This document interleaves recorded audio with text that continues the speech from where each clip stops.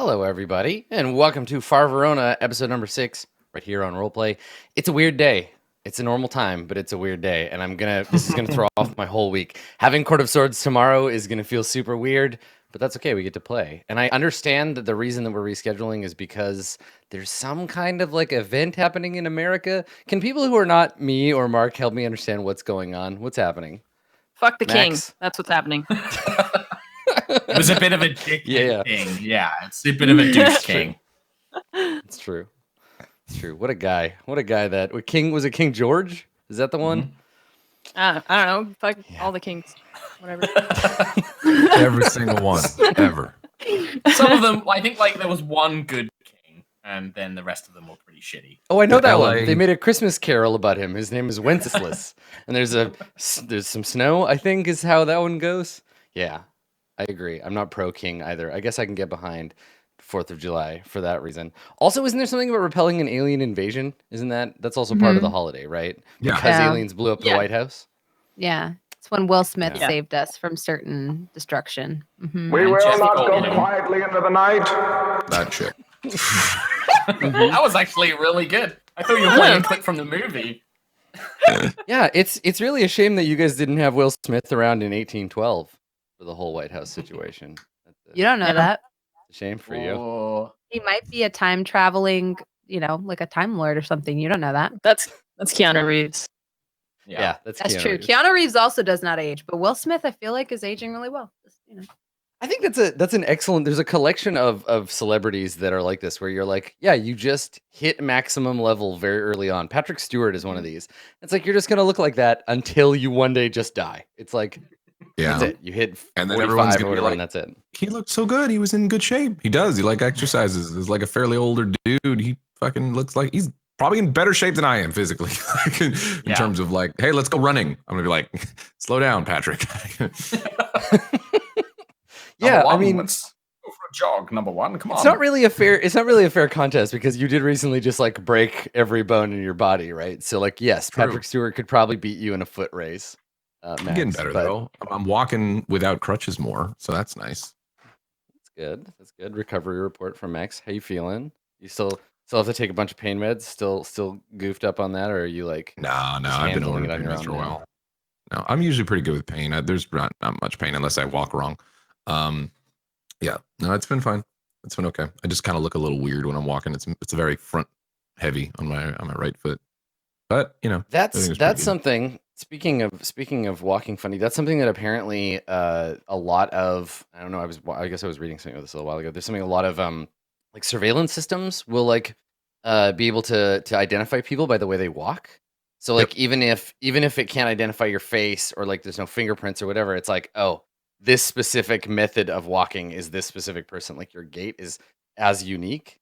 So it's good. Now, whatever crimes you committed before you busted up your legs, you're free. You're free of those crimes. That's how it Now's works. the time to do the crimes. Yeah, if I want Right, to, 'cause like, you're you know, not be recovering. tracked. That's true. This is new. What's this guy's deal? He's got a little hobble to him. Log that away. Yeah, they'll be looking for the hobbler, and you're like, nope, it's fine. I can walk. It's like I was just about to spoil a movie, but that movie's been out for a really long time. Which one? If Usual you spoil Suspects. Titanic for me, I swear to God. I was I was gonna watch say, that. listen, Oh, it's Usual like the Suspects, end that's of fair. The Usual Suspects. That's all I'm gonna say. It's fine. It's not a spoiler. I'm not a criminal. I'm not a spoiler criminal. And if I am, I'll just change the way I walk, and no one will be able to find me. So besides recovering, Max, what have you been up to? You do anything interesting over the weekend? It has not been that long since the last time we played, so we're a little like wrung out Yeah. for content. And I'm saving Mark for last because he actually accomplished something this weekend. But Max, surprise me. What did you get up to? But maybe Max, just maybe you'll Maybe be having something. maybe one of interesting in us, your maybe little one of life. us did something. Yeah, what you got? What you got What going the fuck on? was I doing? I got back into GTRP. Been doing some of that again. GTA 5 RP. Very exciting. Wow. Ooh. I can tell from everyone's Yeah, like face. okay, They're so just- is there a reason? Because I've seen a bunch of people who were Never like heard on of it. Twitter that were like, "Oh, I'm getting back into that Grand Theft Auto business." I've meant Why? to do How it did for that a happen? while. Part of the reason why I didn't get a part of it is or go back into it and stay into it is because the servers are still kind of janky. They didn't really figured out like how to kind of manage that massive influx they had of players coming in there. I still had a bunch of friends that were doing it, and I did it like early on, right, like just like Yeah. right before it went you know.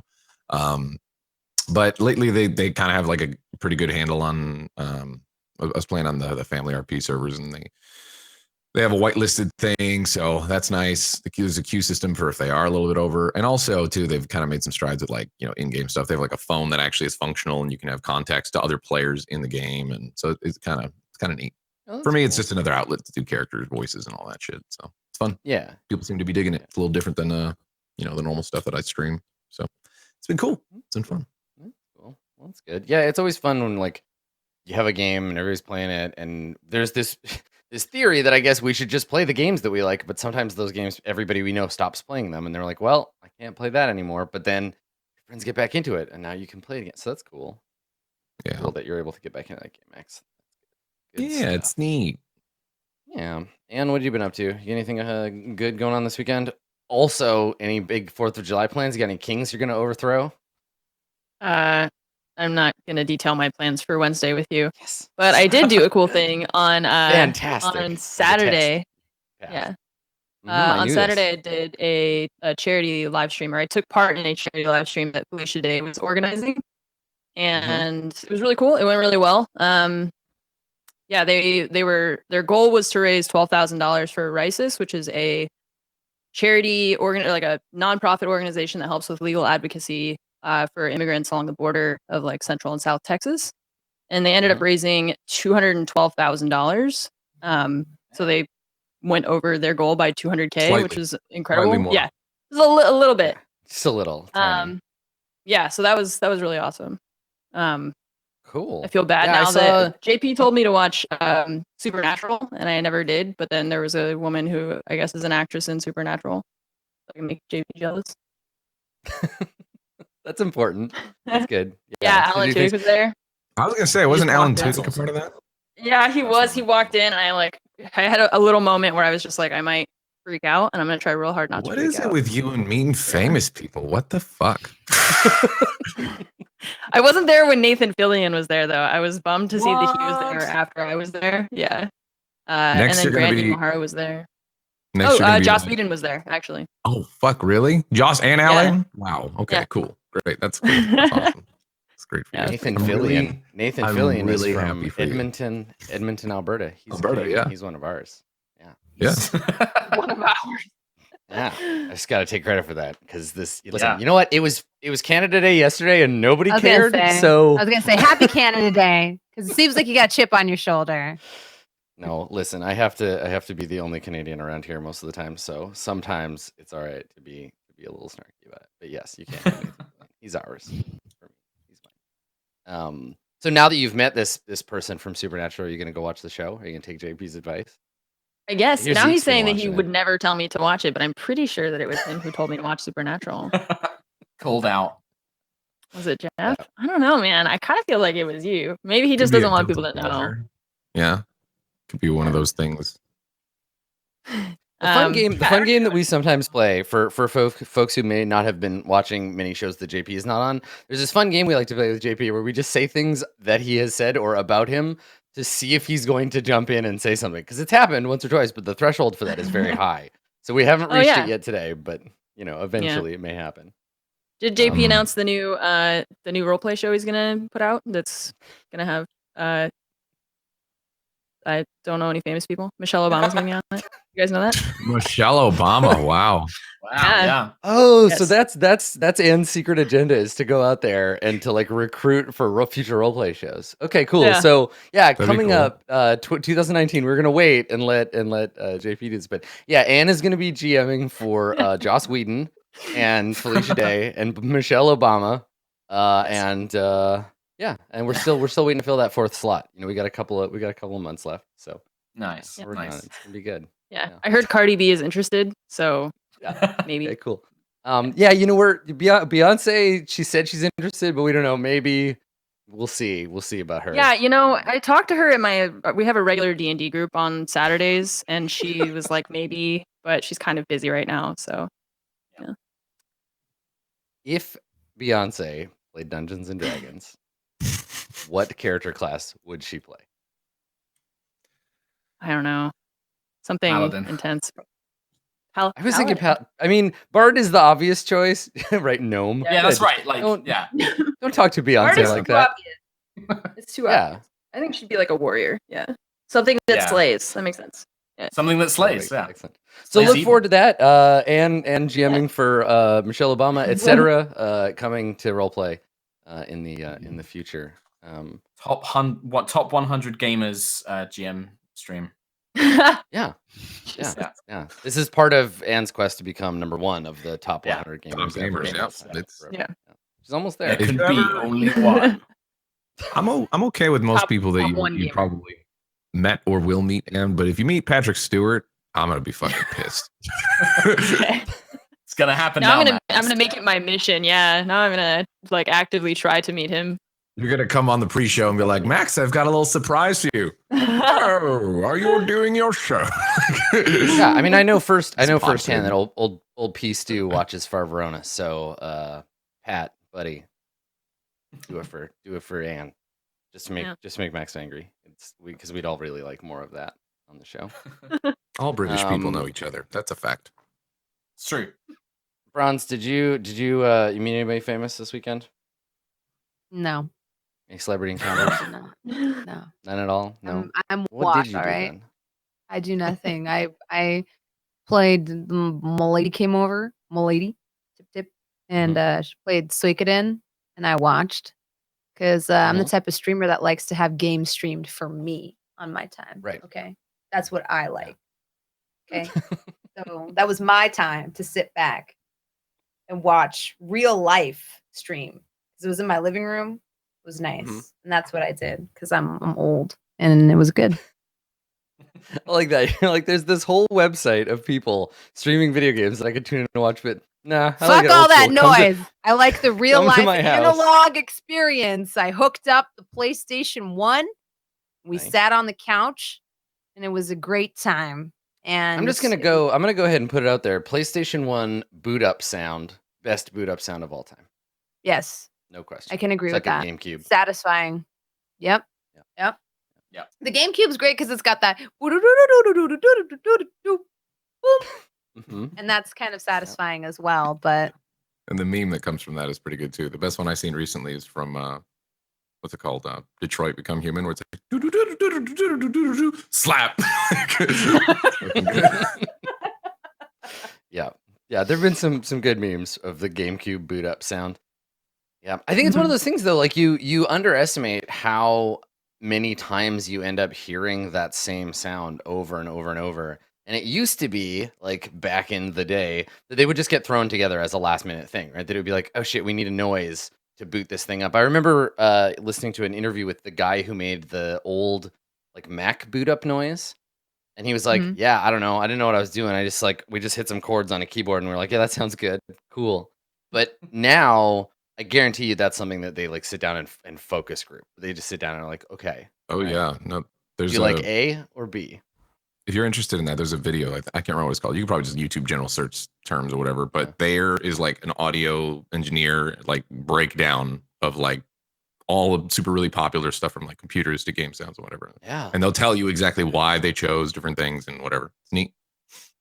Yeah, it's a weird thing because it's like the beginning of a movie, like the little reel things that they play before the movie starts. That's all the studio bits. And like, the 20th Century Fox fanfare is like as big a part of going to movies as like anything else. Yeah, the THX noise, exactly. These like tiny little blippets of commercialized sound that we hear. JP, we need a boot up sound for Far Verona. Just like a single chord. It's like, all right, it's Yeah. time for Far Verona. Put it on the list. Hire someone for a boot up noise. Yeah, I love those. So Suikoden, what I've never played. I know of the game. What is it? Help me understand. Why was that the game all right. you dragged your PS1 So for? this is just from what I gleaned while reading. But I was paying attention for the most part. But essentially it's about this I believe he's a noble son or a general son. He's a general son. And he basically finds out while his father is off in the north fighting some kind of battle or whatnot, that the current empire is really corrupt. So he, through his various misadventures, ends up coming in contact with a group of rebels and they kind of bring him over to their cause. And the rest of the game is kind of about him establishing like a stronghold on like a little island and like recruiting more and more people to like kind of join and overthrow the current empire. And there's 108 recruitable characters. So Oh, I do damn. not know all of them. And they That is like actually some show that's up, some like, peak in Japan. your castle. Yeah, like, well, and it seems Yeah. like I was actually like shocked with how This is like cute. I like advanced this. it It was looks for a PlayStation 1 game. yeah, it looks kind of like that one with the dragons, Breath of Fire. Looks a little like Breath of Fire. Mhm. Yeah. Cool. And then like there's a lot of attention to detail that I was like kind of shocked about.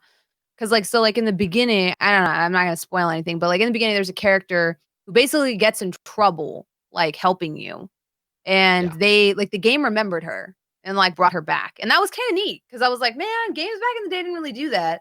And this one does. And then she becomes like one of the people that you can like then convince to like join you. And then they all come back to your castle. And some of them are like cooks and some of them are like blacksmiths. So you all Right. band together and create this like Cool. resistance, this this is like liberation army. I consider myself to have a fair understanding of JRPGs, and I feel like this game, and there's like tons of them. It's like 5 of them Yeah. or something. It's just Yeah. right over. I completely Yep. missed this franchise. Neat. I'm pretty Cool. sure the only Well, now I reason there can aren't more is explore. because, you know, Konami is more concerned with pachinko machines than it is with making games Listen, now. there's some big money in making pachinko I machines. I know, tell you, I know, but it also means like, you know, goodbye. it's half an of our entire beloved industry of franchises. games that's just microtransactions, and that's it. There's no actual game design. It's just you put some pegs on a wall, and people will just feed. It's gambling is the thing. So yeah, better Mhm. for making money. Yeah, Mhm. stupid Konami. Mhm. Yeah. Cool. I'm gonna see. Yep. I know about a thing I didn't know about before. You did it. And didn't he Yeah. not Those have to games. drop any celebrity names? It's one of those games that I'd always heard of, but I've never checked out. Like I'd always heard people talking about Suikoden, but Right. never actually Yeah, games played that it. you know exist, but you're Yeah. like, okay, cool. Mhm. Yeah, no, it's been enjoyable. I actually really like it. The music, the OST is like on fire. And it's just been really it was like really cool cuz I like it's weird. That's like what originally kind of sort of drew me to Twitch was I grew up with like a brother and we would watch each other play games, like we'd take turns. And so to me it's like Yeah. really relaxing to like chill on the couch and watch someone play a game while I like do something. And so, yeah, I relived that. It was one of those things that she was like, "This is my favorite game. You need to play it." And I was like, "That looks like it's 40 hours long. I would rather shove toothpicks under my nails." But watching her play it, I'm like, "Oh, this is like relaxing now." And now I really like it. So it's been an enjoyable experience. Turns out that sometimes games come out that people don't want to play, but it's fun to watch other people play them and then subscribe to their channel. What? I know. Fascinating.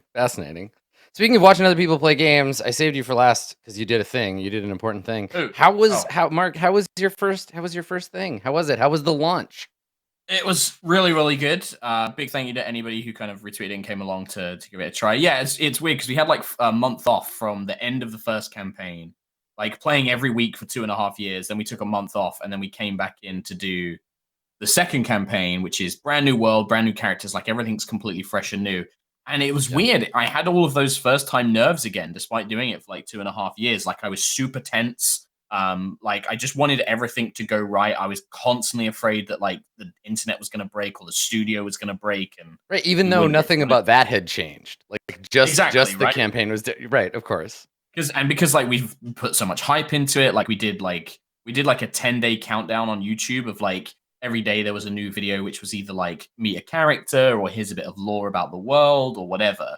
So we did all this hype, and then but it ended up being a really fun game. It was kind of because it's 5th edition. It was we jumped everybody into the action straight away. I had them on a crashing airship fighting off. Somebody described them as psychic stormtrooper Jedis, which I thought was really cool. Like fighting like these mysterious assailants and stuff. Lots of sort of like dynamic combat environment stuff going on. And now they've just kind of crash landed, and now they're kind of going to have the sandbox, right? It's the Skyrim. The airship is the tutorial, and then you crash, and now it's the open world kind of deal. So yeah, I'm excited to see where it goes. But it went super well, and I'm really grateful to everybody who came out to watch it. Cool. Yeah, I got to watch a little bit of it during the crashing of the skyship. Is cool. It's good. It's always it's always a stressful thing to like launch a new campaign, and that idea of like even though you've played with the same people and done the same thing a bunch of times, there's always that feeling of like, well, cool, this is new, so maybe it's gonna be completely different and wrong. So fingers crossed. That's it. And it's like everyone's playing new characters, and like my guys aren't like super hardcore, like mechanics people for like D&D. Like they just make the characters that they want to play, and so people are playing spellcasters for the first time. The people in my D&D game don't know how to play either. Yeah, it's the weirdest thing you think after all this time. Yeah, I take exception to that. But yeah, so it was a lot of fun. Nice. Good. Well, congratulations. That's on Sunday mornings? I mean, so it's Sundays, 9 a.m. PST, but it's 5 p.m. BST. So 5 p.m. UK time, about 9 a.m. Pacific. And that's on. You can watch it on the Yogscast Twitch, but we've also just launched our own High Rollers D&D Twitch channel as well. And people can watch it there, and we've got emotes and stuff like that as well. And the VODs are all up on there if you want to go and check that out as well. After enjoying everybody here in this wonderful stream, if you have some spare time and you want to watch that game, check it out. Cool. Yeah, I think that's a good time slot because I definitely can't think of any other games that are on that early where I'm at. So like I woke up and was like getting ready for the day. And I was like, hey, Mark's thing is on. And I got to watch some of it, I which can put that on. I never really have time for. Yeah, which is cool. Thanks, man. Well, congratulations. Good work. I hope that it continues to be successful and that your players learn. Me too. Let's talk about Far Verona goals because some people have resolved theirs and they got experience points, and that's cool. And some people are still working on theirs. So, Booker, your goal last time was to keep the group safe, barring Yancy's safety. Max, what do you want to do? What do you want to do for Booker's goal today? Sure, we could just do it again in church. Well, you're not. Yeah, I mean, you're not in immediate danger now. So, like, I think you. I think the goal would be probably to. Oh, sorry, I was gonna say just a quick review. Like, you have your lead right now is Boss Ho, right? August Ho is the next sort of lead in the chain, and then there's also the concern that Nomi shared about information finding its way to the loyalty regional loyalty brigade about the fact that there are nobles on planet that they're not too happy about. So that's also an option to kind of focus your goal around. Yeah, it'd probably be contact or like reach Boss Ho. And, find out more information about Boss, like meet up with Boss Ho or something like that. Yeah, accomplish finding Boss Ho, however you want to phrase that. Yeah, basically just like initiate that contact successfully. Okay, cool. So Nomi, you succeeded at your goal last time too. You got the information that you needed out of Arjan. What do you want to do? What do you want to do today? I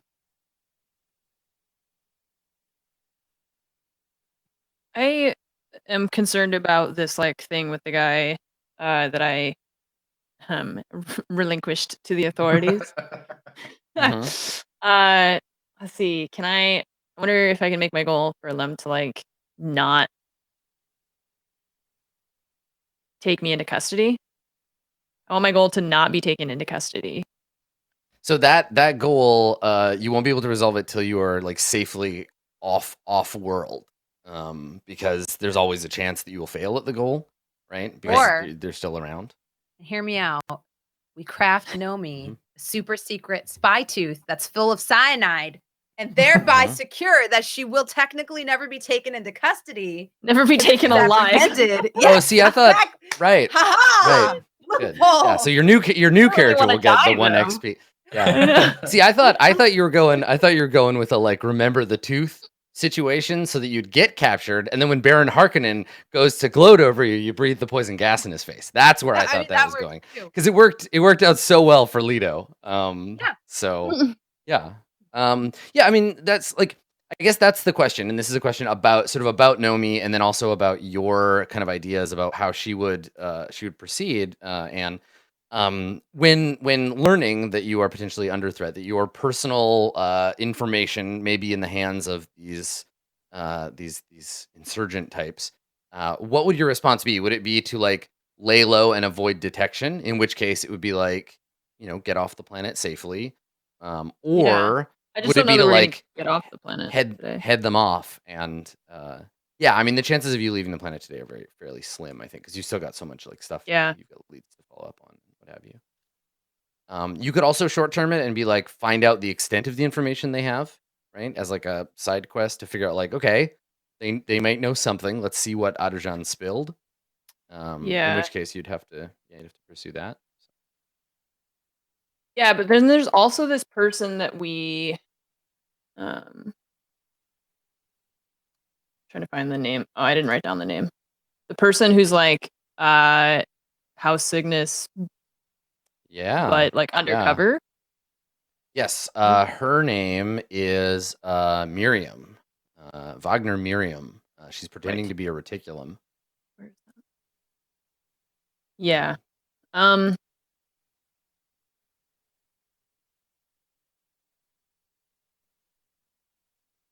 So yeah, there's the option of like kind of going after her too, if you feel like, again, as like a side thing. Yeah, I'll just do the like find out how much that guy told them about us. Right. So just find out how compromised you are. Yeah. Okay.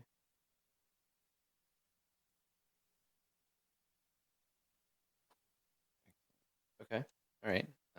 And then Jason, I have yours as make sure everyone gets out of here safely, like off world. Yeah, can I wanted to maybe change mine. Okay. I was thinking about this, if that's cool. I think given the events of the last session and how Jason's currently feeling, could I change it to something like prove his value to the team somehow? Like he wants to do something useful to the mission. He wants to not just be the pilot that's going to get them out, but actually contribute to them completing the task. Yeah, totally. That's lots of opportunities for making heroic mistakes. So do something to prove my worth. Yeah. To the others. Okay. So far, he's basically achieved get stabbed by a piece of floor, and that's it. Yeah. Yeah, I like it. You did it really well, though. Okay. I definitely thank you. Listen, if anybody had to take that hit, it's good that you were able to do that. Okay, cool. And then Riley, you are likely where we're gonna pick up where we left off. Yeah. There is a journalist with a smoking hole in the back of his head. Mm-hmm. What would you like your goal to be for today? I would like so your my plan goal last to be time. to, Your plan last time was to get everybody to acre territory and negotiate that, which can still be your goal, certainly. But you can also have a different short-term goal. Mm-hmm. I'm gonna make my goal to safely extricate myself from Yancy's company. Okay. Meaning what? Like how will we know that you did that permanent, like in a way that would be worth? Because like yeah, if you want to push him off a balcony, like that's a good way to do that. But like I don't care about the how. I'm just curious about the like permanently. How will we know? I need to know that it's done to be able to give you XP. Gosh. I guess like solving the Yancy problem for you could mean many different things. For me, it was more like short term. Like, yeah, I was thinking more in the like, well, this is gonna be a long term problem, but I was thinking more of like getting back to the others, and hoping nothing happens along the way. That being said, I don't think he'll kill me on the way. So, I mean, yes, if he was gonna kill you, he probably would have just killed you. He would have done already. it by now. So actually, I'm gonna go ahead and just be like, okay, hold up. Can my goal be to make sure that we don't take or we don't that this journalist dying doesn't get back to us? Doesn't get traced back to us?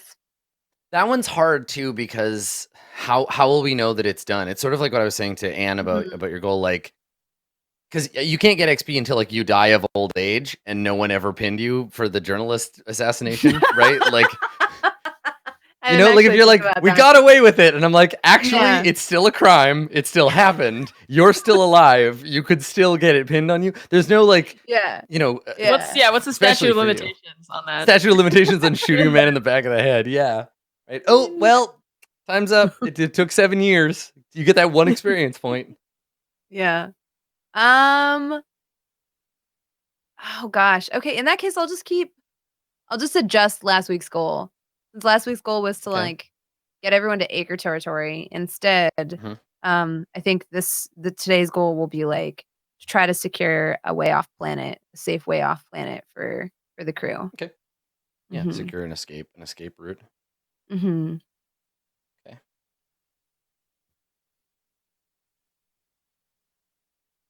That's a world question I had, Adam.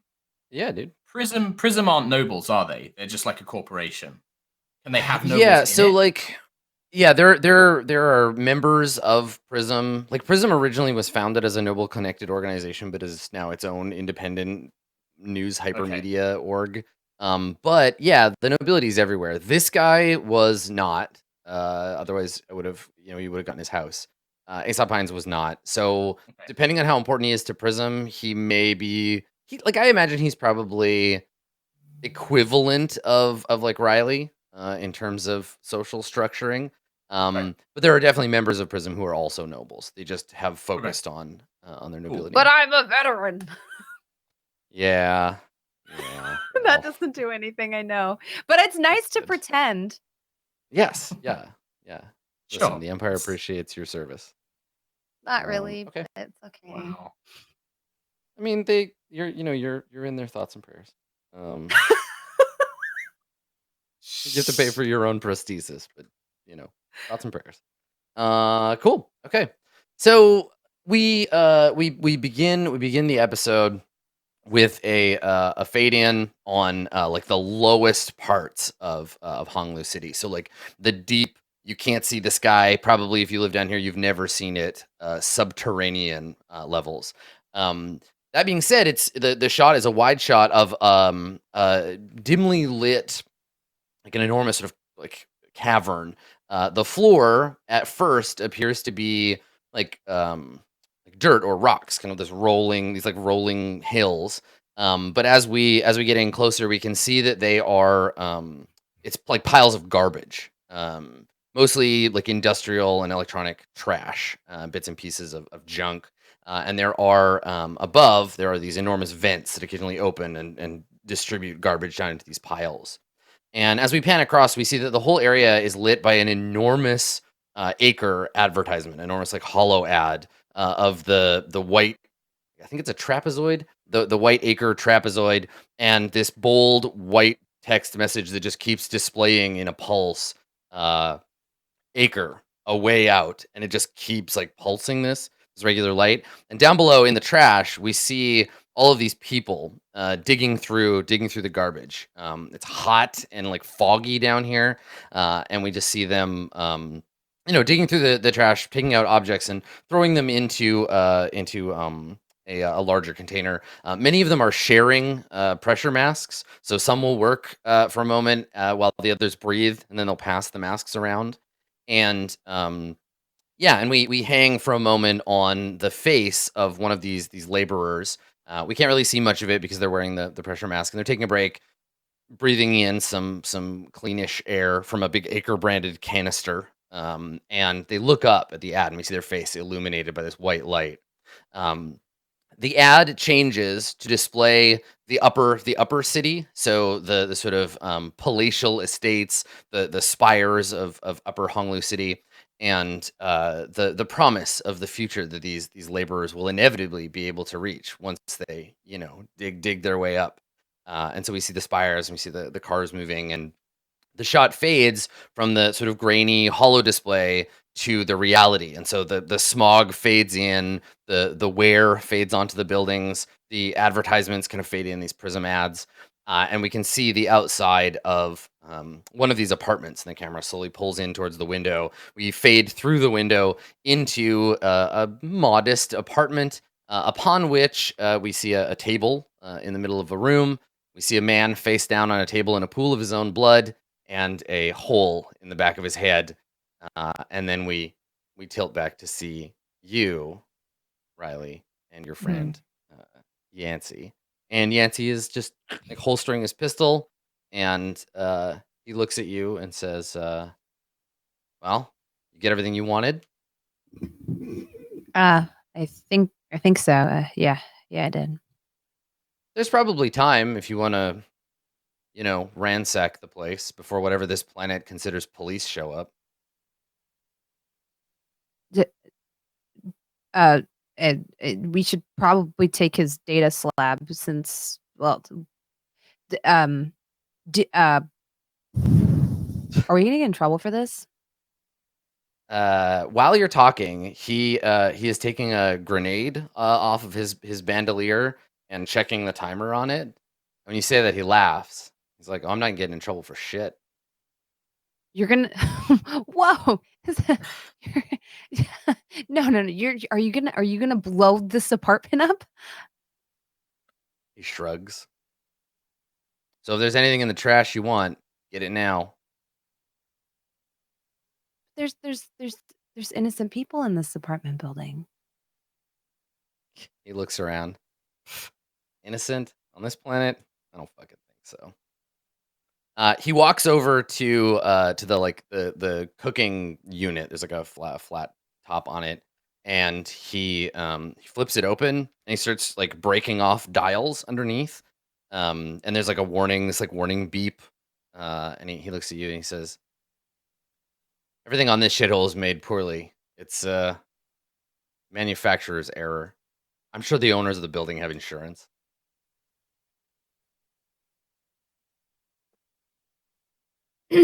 It's sorry, I'm processing. Yeah. So you're just watching him. Yeah, you're just watching him. And he walks over. He walks over to the refrigeration unit and he like elbows it open and he takes out a box of like takeout like noodles.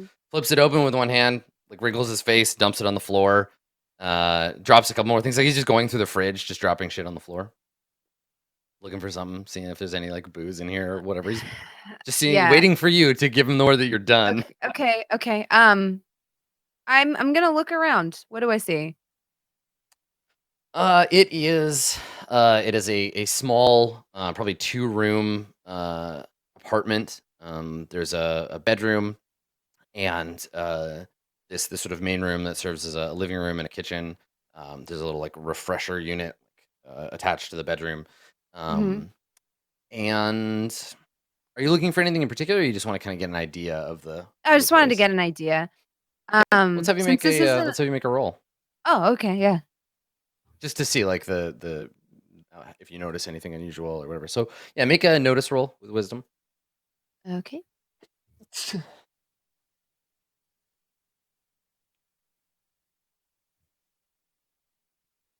Okay, yeah, you don't notice anything out of the ordinary. Looks like this guy spends most of his time here eating takeout and writing articles. I mean, he's got a better than usual broadcast setup, right? Like he has a dedicated camera and a mic and that kind of thing. But other than that, the place is pretty indistinct. Okay. Since this is an apartment building, in the hallway, is there any kind of like fire alarm system? So you start walking towards the hall to go check, and Yancy says, "So you done?" Yeah, I was just before you blow up the place. I figured we could maybe, So when you say yeah, you hear a ping, and he just looks at you and just goes like, and like drops the pin on the ground. He's like, "Cool," and he lets go and just drops the grenade. And it's set on a timer. Like this is like an explosive, not a like 5-second grenade. Yeah. So yeah, he just drops it. He's like, "Better go," and he just like walks past you out into the hall. Okay.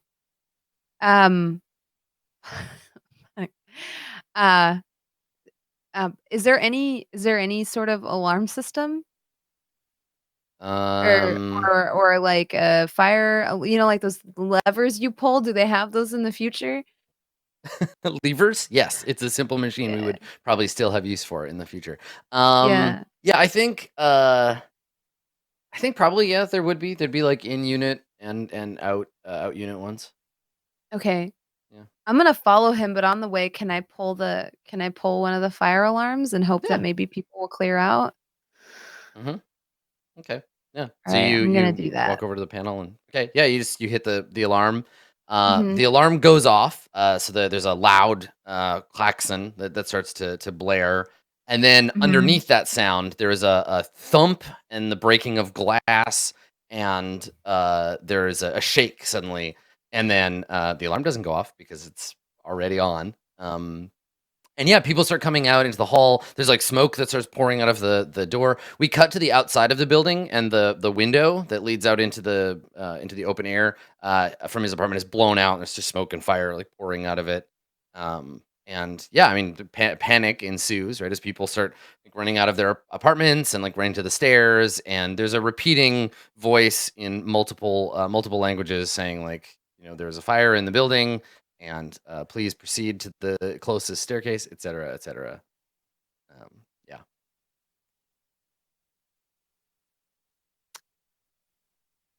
I guess we'll proceed back to our base of operations with our information that we got. Right. Mission accomplished. Okay. A little right. dramatic, but sure. Okay. So yeah, so we just see the two of you head. You join the crowd and head out of the building out to the outside. So meanwhile, while murder and arson are being committed, what's the rest of the team up to? What's everybody else doing? Or alternately, I guess we could jump ahead and just be like, we could have Riley and Yancy coming back, because nothing's gonna happen to you on your way back. I think it'd be Okay. fine to just say like you all get back together, unless there's anything anybody wants to do before that. Booker doesn't. I mean, he kind of was. We did that last time. Yeah. It'd probably just be more of him chilling, talk. Yeah, okay. Mainly on his own in his little domicile or whatever they're staying in.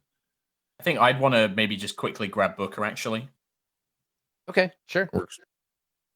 Yeah. Well, is Booker just in like the common room or like chilling in somewhere? Your new HQ. Yeah. Our yeah. Yeah, you could catch him between like, going just that in the common room area, just like flipping through whatever, just bored. Okay. Mhm. Yeah, so Jason will come in and Booker, I wanted to run something by you, actually, if you got a second. Yeah, sure. What's on your mind, Jason? Well, I've been thinking, right? We got a little bit of intel on this boss Ho, and I remember people saying that he was a smuggler and he had some off-world connections, right? Yeah, that's the intel. I figured somebody like that. Well, look, I want to find a way to be useful, right? I figure somebody like that, maybe they're the type of person that's on the lookout for new pilots. Maybe that's a way of kind of getting in with him that's not going to arouse too much suspicion. I could be a merc pilot, and I am a good pilot looking for a new bit of work. Maybe that could get us a bit more intel. But this isn't. I wanted to run it past you before I did anything. What do you think? Right. Is it something we could explore, or? I hadn't really thought about that angle. It's actually not bad, especially considering you do have, the skill set required for that. So if for some reason they test you, you got the knowledge. Exactly. I wonder to Maybe what we scale can have- he's smuggling, and if he is, I mean, obviously he's loading things off world. Right. Might be a That's nice what I was way of doing that. If I can avoid thinking- hostilities with him and, even more explosions that attract undue attention to us, I'll do it. Cut to the explosion that's- that is attracting them to Booker attention. literally like went like that, like looking off, remembering like, Yeah. Boy, it's a good thing nobody's getting murdered and lighting buildings on fire. Mm-hmm. But yeah, I'll just kind of just look at him and be like, well, look, it's just an idea I had. I figure if he's got off-world connections, then yeah, he's going to maybe be looking for pilots. Like you said, if he does want to put us to the test, I'm pretty sure I could ace it. And then, yeah, we can get some intel maybe that way. Maybe Riley can knock up some, false IDs or something like that if he wants that kind of intel. I don't know. Just figured it was a way that I might be able to do something around here. Solid Maybe idea. I think we'll revisit that when we get more intel from Riley, see how productive their little excursion went. Perfect. Sounds great. Thanks for bringing it up, Jason. I just want to help the team. Right. So Riley and Yancy, you return to the hotel that you're staying in, and what do you do? Yancy's just like heads for his room. He's just like, cool, nice, good job, good mission. I gotta go do some stuff. Yeah.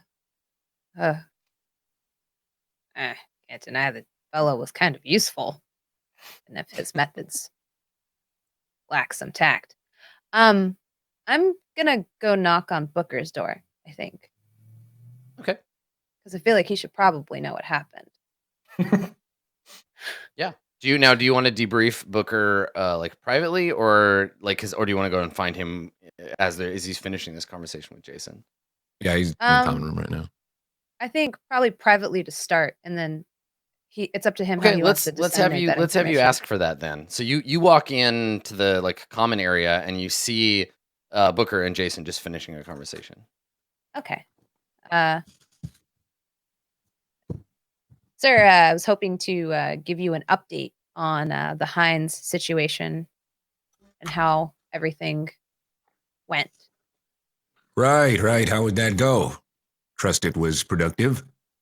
It was. We learned a couple of things, but I was hoping to speak to you alone for just a moment. I'll look at Things Booker. didn't go off without a hitch, I should Something say. wrong there, Riley? A little bit. Catching some weird vibes from you. Weird's one word for it. All right, let's go. Yeah, Booker like leads up to the catches like, oh shit, the fuck happened? Mm-hmm. Did you just mention too that did you guys just both walked in together, right? You and Yancy? Yancy went to his straight room. To his room. Yeah. Yeah. So Yancy probably isn't. Booker would have had that because I don't think Booker had that in his mind. Yancy just tagged on, right? Yeah. Okay, so he's already like, oh fuck. All right. Leads you in.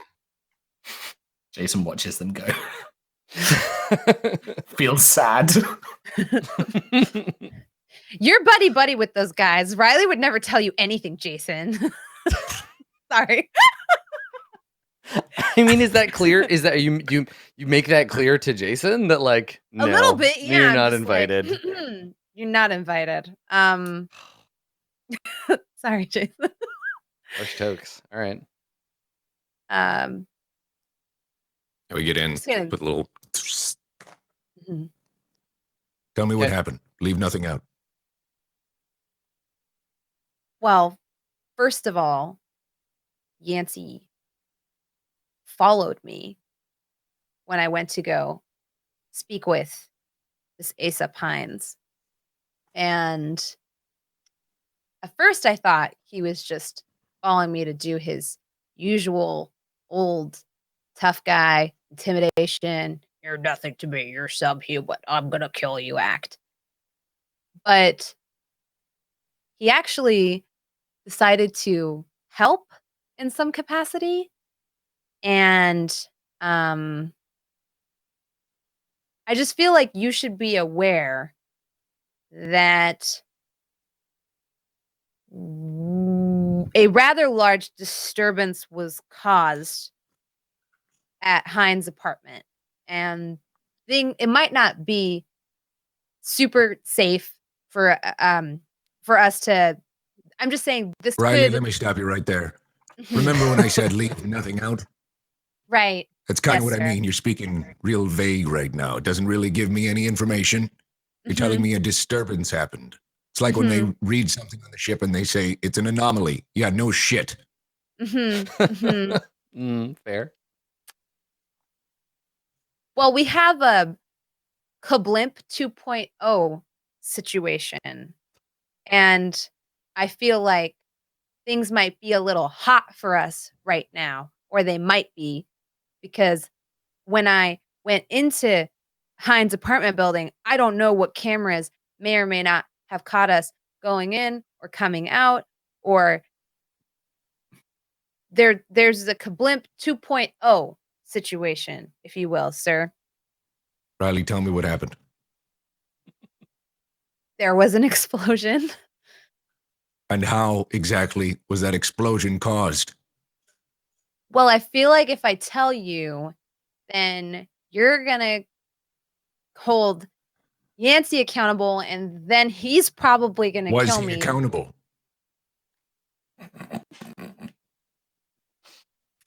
I'll take your silence as a yes. Is that all that happened? It's really, not going to lie, sir, it's really hard to lie to you. You're very, very, respect you a lot. Yeah, I can smell and- bullshit a mile away. Yeah. Well, yeah.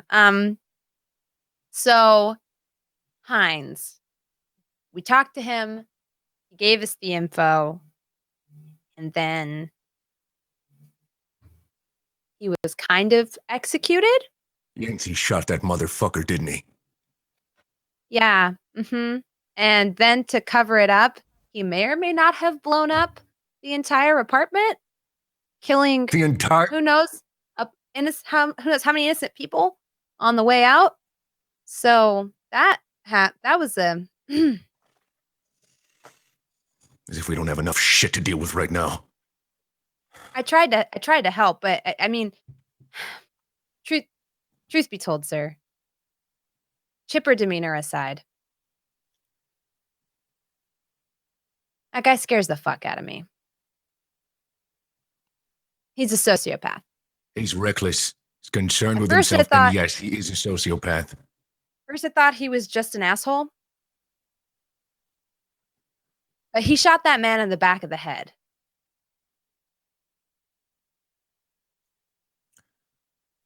There's 110 ways that I would have handled that situation, and that wasn't one of them. And when I questioned whether he was concerned or not for the other lives in that building, he made it very clear that he was not. And I understand that it's not strange for nobles to not give much concern or regard to the lives that are not noble, but I've never seen such blatant disregard for human life in general. And I would not put it past him to kill one of us if it meant looking out for number one. Oh, I've known that for a while now, Riley. I'd take a general asshole anytime. Yancy, unfortunately, has proven to be something whole different altogether. And unfortunately, as much as I want to go down into his room right now and bash his fucking face in, I can't exactly do that. But either way, as it is, Sorry I wasn't able to do anything. I'm still talking, Riley. I'm not happy about this, and I know it probably wasn't exactly your fault, and it wasn't your idea for him to tag along. What the fuck even happened there? Someone should notify me this shit. Did you think about notifying me when maybe Yancy was going out with you and you were worried about him killing you? I couldn't. There was nothing. I don't think you understand.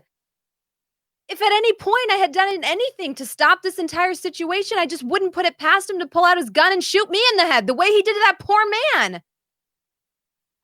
Nobody else noticed that he was missing or that my life was in danger.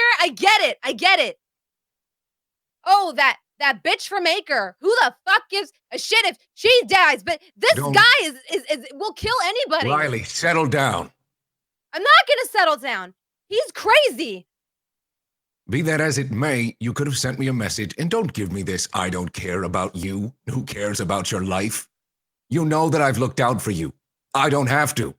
You know why? Because you're talented and you're a good officer, even when you're not a fucking officer.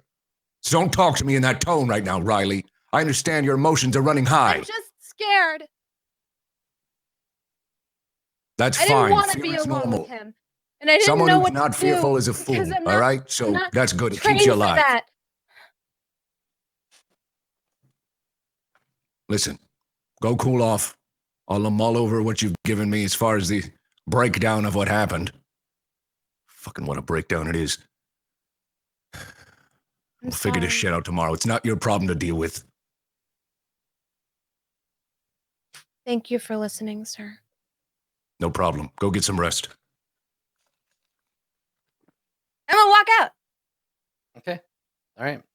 So you get up and you walk out. The door opens. You walk into the hallway. Nomi, you have been not like low grade psychic eavesdropping by accident, right? Like in the same way that if someone is yelling in another room, you can hear them. You've been feeling the kind of like emotional There's a energy disturbance of the force. change. Is that? Yeah, pretty much. Like you can feel their emotions, and it's distracted you from whatever it was you were doing.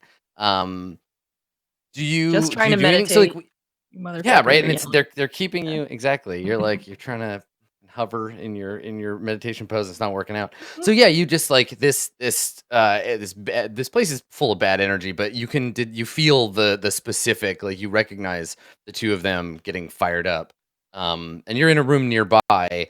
When we cut to you, do we see Nomi like getting up to go and check it out, or is this Nomi being like, "That's fine, people can have feelings. I'm just gonna let them do their thing."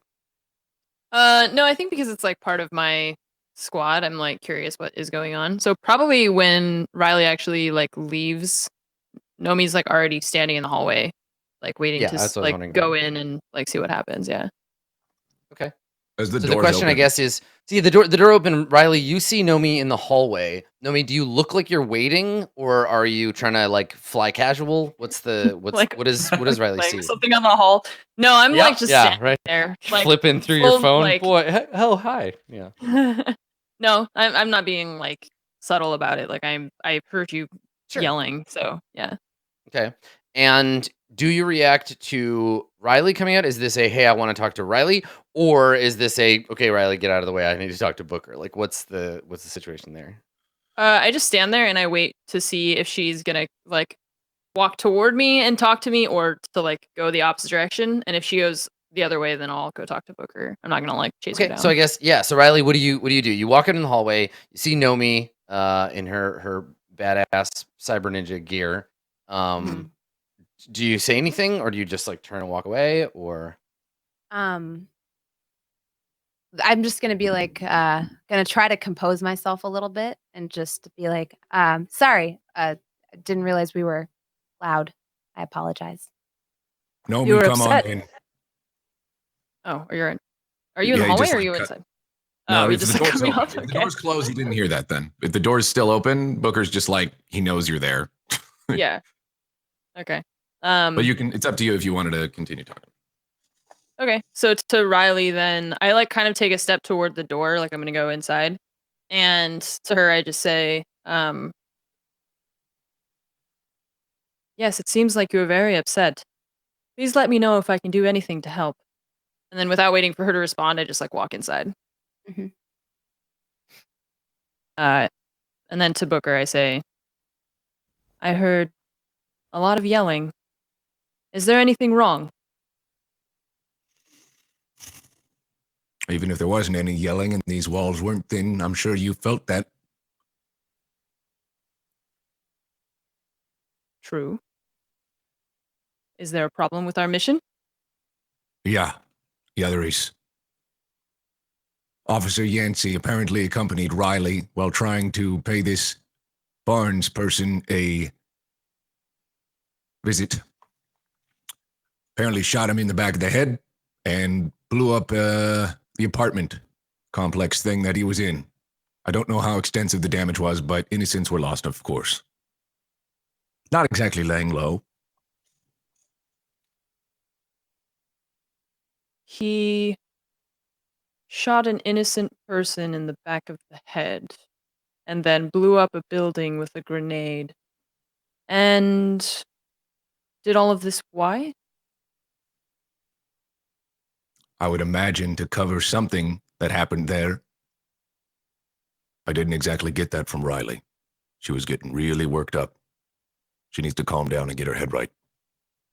Perhaps then you and I should talk to Yancy to understand or see his side of the story. Was Riley telling the truth? Do we know if she was hiding anything? I've considered that.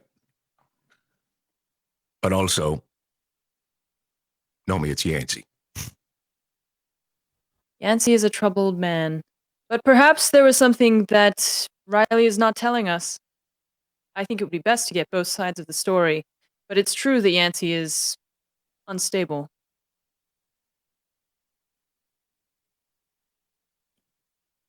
Well, I think in my current state right now, it's probably better if you did it. Besides, if I'm there, he'll probably just think I'm out to get him anyway, so we need a level, calm head on this one. And right now, your head is the calmest. Yeah, I mean, Alright, I I get just I look get at the him. impression that Booker has spent the last few minutes making a knuckle sandwich and is looking for someone to feed it to. So it's probably a good call to keep the two of them apart. Yeah. Okay. So I just kind of give him a little bow and then I'll leave. Okay. All right. So you want to go and find Officer Ibanez? Yes. Okay. I mean, not hard. I'm assuming It's in he's his room. nearby, yeah. Okay. Yep. Cool. I'd knock on the door. Okay. Yeah. He's inside and he says, "It's open." I'll let myself in. Okay, Officer yeah, door slides Ibanez? open. He's lying on his bunk, just like staring at the ceiling when you come in. Mhm. And he like looks back at you and he sits up, sits on the bunk. He's wearing the like outfit, the pretend mercenary outfit. But his Mhm. leather jacket is off and it's hanging on a peg. And yeah, and he sits up and looks at you and you come in and he says, "Cirrus?" Officer, I was wondering if you could tell me about your mission with Riley. She seemed pretty upset about how things went, and I just wanted to hear your side of the story. Is this an official debriefing? In which case, I should really be talking to Officer Greaves.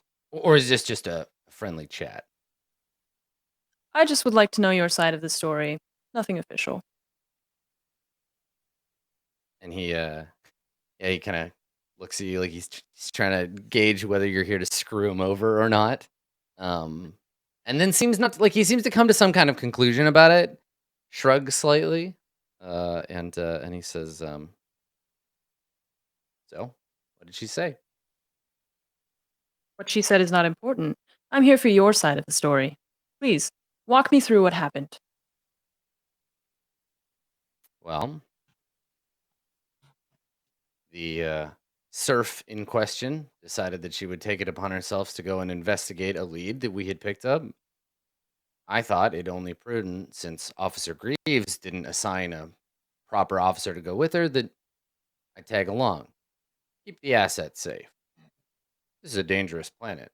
I mean, she may not be blooded like us, but the natives are restless. So, two heads are better than one. I went along. She decided that she would gain illegal access into this apartment building, and the target responded negatively, and the situation escalated. So I had to deal with it. Was he armed? It gives you a look like, does it matter?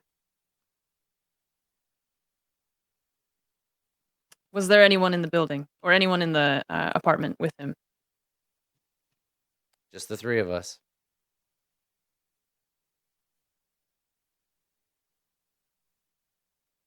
So, the way the situation was described to us, it sounded like you shot an unarmed man in the back of the head. Was he a threat to you? An officer? An Yeah. unarmed journalist? You know how these prism people are. They don't need guns to get at you. Pen is mightier, right? This Hines, some sensitive information. We really shouldn't be sending people like that surf in to do interrogation jobs. Botch the whole thing. Started giving out personal information. I didn't feel safe just leaving the place. He was gonna come back around, bite us What on did the she ass. tell him? She used real names. I mean, I know we established cover identity, but she just can't seem to get it in her head that we're not who we say we are.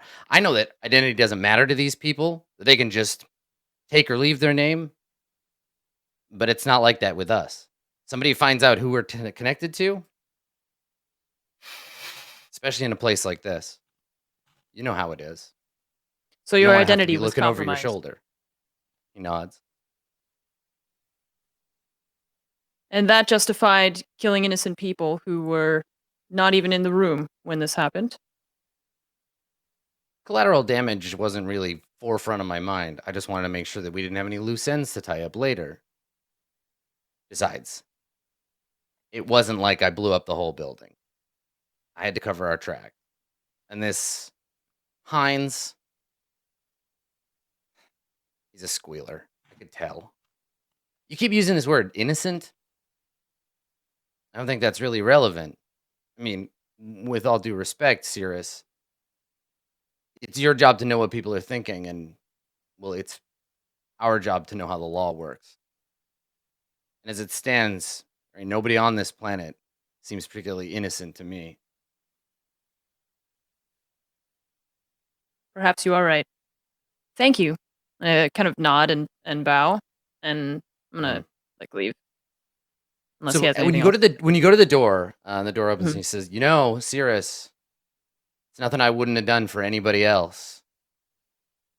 Anybody knows who you are and is making trouble for you, you got to respond appropriately, don't you think?" I stop at the door, like facing out into the hallway, and I kind of give him a half turn, like over my shoulder, and you Yeah. can see that I smile a little bit, but I don't fully turn around, and then I walk out the door. Okay. All right. So you so you head out. So what's the next thing? Do you like does anybody else have any conversations they want to have with anybody else, or do we go to like Booker being like, "Okay, here's the deal." What do you think? I don't return to Booker. I go back to my room to continue meditating because I was interrupted in the middle. Yep. Nope. Nothing to Yeah, say. if no one else says anything else, I mean, we'll probably just let the night pass. Okay. Yeah. So after everybody has some time to rest, Booker, I guess you call the team together. Yeah. All right. Good. So everybody's geared up, and you're in the kind of common room, which everybody else in the hotel is avoiding now, because there's mercenaries hanging out in there all the time. Really the neighborhood's gone to He shit. still won't leave. And yeah, they're just like these guys with their guns, and they just keep staying in there. It's so yeah. So you're all in there, and Booker, you kind of have the floor as to what the next thing to do is. Everybody sleep well? And there's like some Nobody nervous responds, like, glances among the yeah. officers, like I guess. Like, Great. Now, as I understand it, Riley, you had a little expedition with Yancy last night. What sort of information did that turn up, if any? He's like making it like it's like just business. Yeah. I'm out of character. I'm just like trying to remember what all we remember. I remember Hines saying that he was smuggling. Adam, you'll have to help me out here. He was I think the big bringing in takeaway was- contraband but his boss doesn't know about it, and go, so that's the one. therefore he's like, I've got one note, which is that he bribes the new government around the port. Like he bribes the government to let him do stuff as well. Like, yes, just I do wrote that remember down. that. So he's got like some contacts at the port and stuff like that, and I think that was the crux of it. That was all right. So The crux of it. yeah. Hey, but Hey. yeah. So I'll just go ahead and let Booker know and just be like, well, we found out from Hines that Boss Ho is engaging in some smuggling activities off planet under his superior's nose, and that if they were to find out, his life would be in very great danger. Hines also disclosed to me that Boss Ho has paid a lot of the port authority to sort of look the other way and help cover his tracks or hide his activity at the port. And that, if I remember correctly, didn't we also question him about a potential like holding location for some of his contraband? I think I think that was one of the options, was to like go to the port district and find one of his one of the warehouses he's using. But yeah, he seems to be a decently well connected dude, this Boss Ho. Yeah. But yeah, he is, the impression that you get, and this is backed up by what you learned from Radovan. He's doing his own normal business stuff as a sector boss for Proxy Portal in the Vice sector, but also he's like operating his own smuggling deal on the side, Right. which he probably shouldn't. Right. So I'll go ahead and let him know that as well. That we also got a potential lead on a warehouse that he might be holding his contraband in the port district. Interesting. Some good intel there. Perhaps some decent leverage over him as well. Nice to know that his boss isn't really up to what he's getting into in terms of smuggling. Yes, from Hines verbatim said that if Proxy Portal were to find out, he would end up dead. I guarantee we can use that if need be. Now, Jason, if you want to fill everyone else in on what you told me last night. Yeah. Sorry. I had the idea. I spoke to Booker about it. If this Boss Ho is a smuggler and he's got off-world connections, chances are that he's always on the lookout for good new pilots. It's the one thing I can do. If he does need a test or a demonstration, I'm pretty sure I can ace it. Maybe get me in on the inside, give me a communicator. I can see what I can dig up, see if I can learn anything. It's not much, but it's what I can offer. I tend to think that that's probably our better option right now, although being armed with the knowledge that if things do go south and we need to pull leverage over this Boss Ho, it's nice to know that we have it.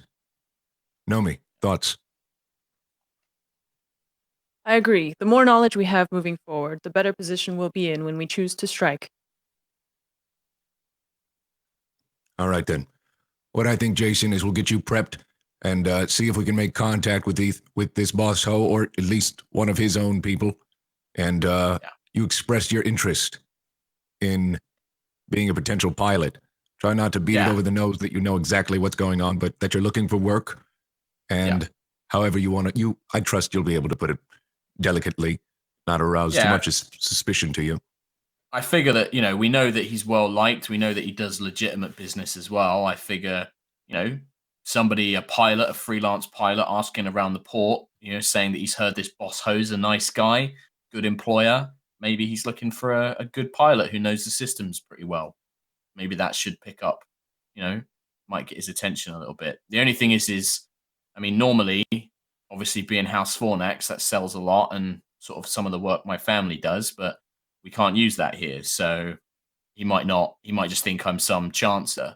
It'd be a good way if we could find some way to, prove that I'm as good as I say. Now, considering that this will be your operation for the time being, leave it up to you and whether or not you want an officer detached with you to pose as just another merc that's with you. If you want to fly solo, No pun intended. Feel free to. Yeah, I don't know. It feels like if I'm just a pilot looking for work, wouldn't it be weird if I've got, an armed merc walking around with me? That's I don't my know. thinking as well.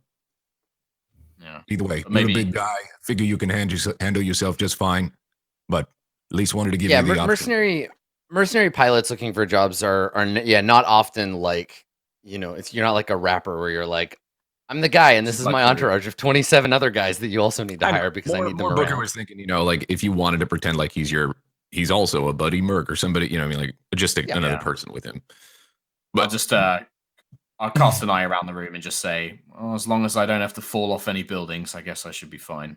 I'll just kind of crack a half smile, and then just kind of go back to the lean and kind of take to the corner of the room a bit quiet. The lean's home. Yeah. Yeah, it's like Well, if there's anything else, I believe we have an idea of what we're needing to do.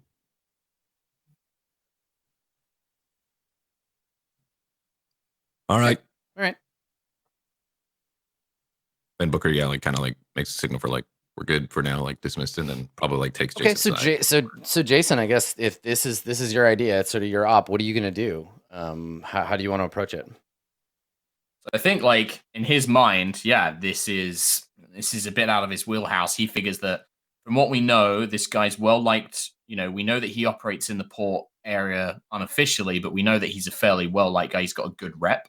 His idea is to maybe go down and just start inquiring, guessing that there's going to be stations or areas around the port, kind of just drop in the name and say I've heard about a guy called, Augustus Ho. Heard he's a good guy, good employer. I'm looking for work. I'm a pilot. Kind of maybe hint that I used to run some pretty tricky runs, that I know how to handle myself in a ship, and then just see what comes up from that. That's the idea that Jason has. So you want to just go out into the district and just start putting the word out that a member of the Red Murderers gets a piloting job. Yeah, I mean maybe not even pushing the Red Murderers thing. Maybe just he might use a code name, call him say call me Ares or something like that, and he's just I'm a freelancer. I used to blah blah blah. But just kind of try and sell it as that he's a solo pilot. Sure. Okay. All right.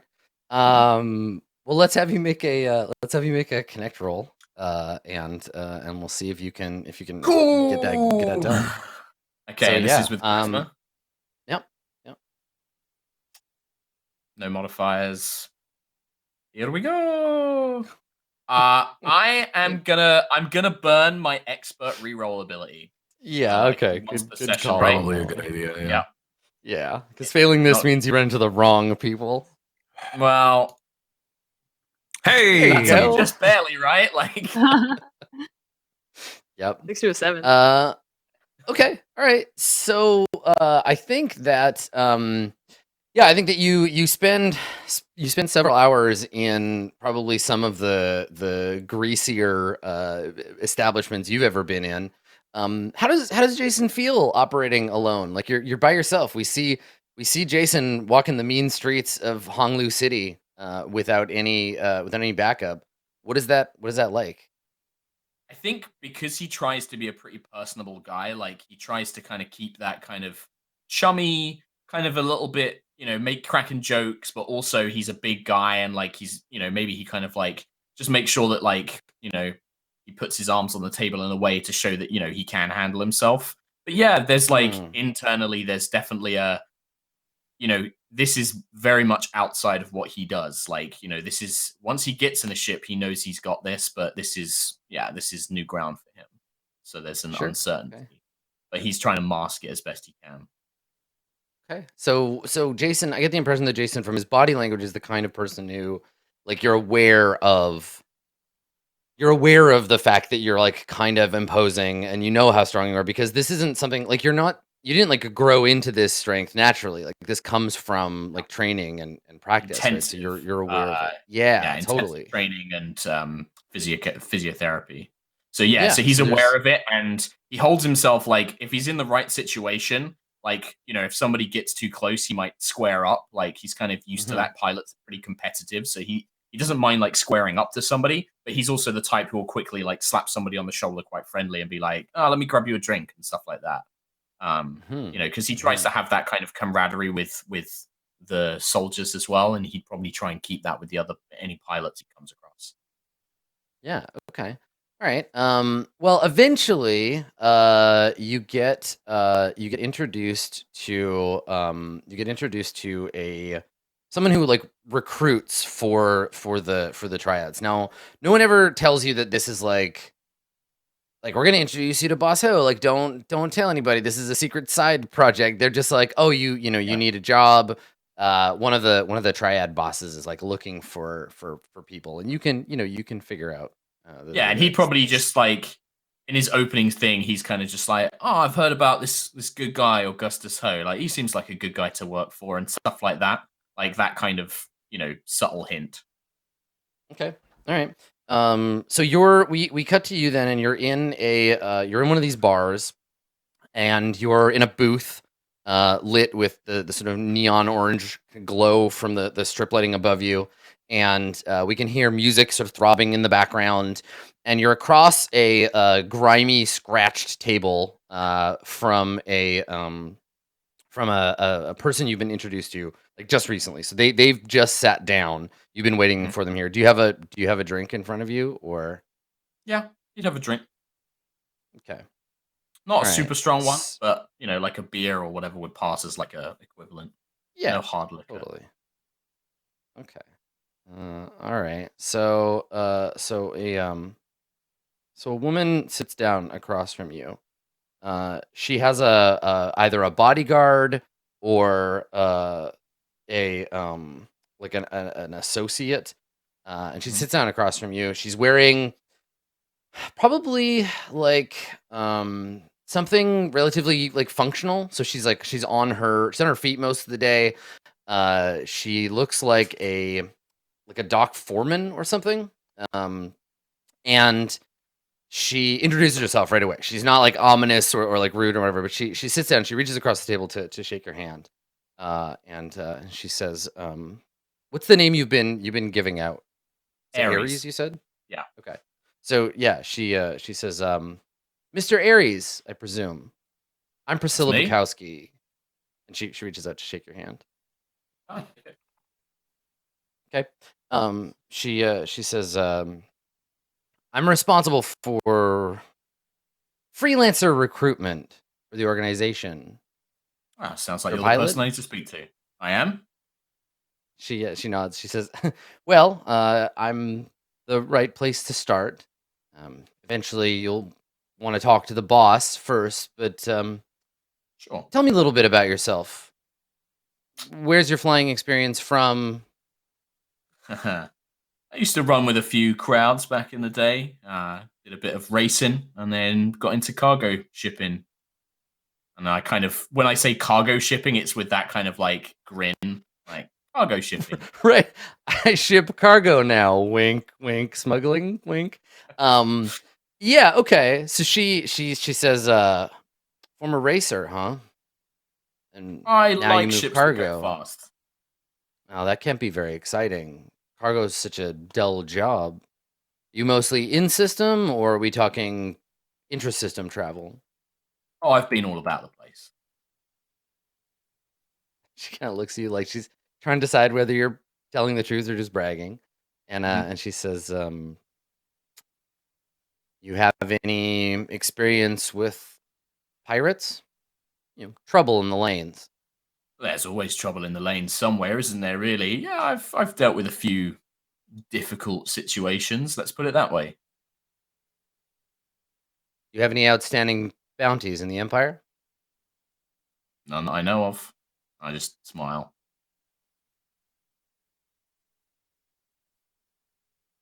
We're growing our organization fairly aggressively. Honglu has been mostly focused internally of late, but things are starting to change, and we're looking to expand, making some cargo deals outside the system. One-offs, Fantastic. moving expensive cargo back and forth. Would you be comfortable being responsible for expensive cargo? Of course. It's what I pride myself on. Now, you wouldn't have to make these runs alone. There's always escorts. We have to make sure that the loading and unloading goes safely. hmm You know how to shoot a gun, Escorts. Aries? And she looks at you when she says that, like she's looking to see if you're armed.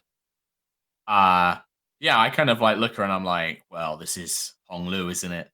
I didn't think to bring mine with me today. I didn't want to give the wrong impression, but I know how to handle myself. And then I'll just kind of crack my neck, and like crack the knuckles Right. as well. Yeah. And she looks at you and she says, I wouldn't have pegged you for a pilot. We have Most- other opportunities in our organization if you'd prefer to stay on planet. I just look around and I'm like, trust me, as much as what I look like, I'm an even better pilot. Okay. All right. Well, let's have you make a talk roll, Oh, good. and we'll see if she's. I really need to boost my charisma.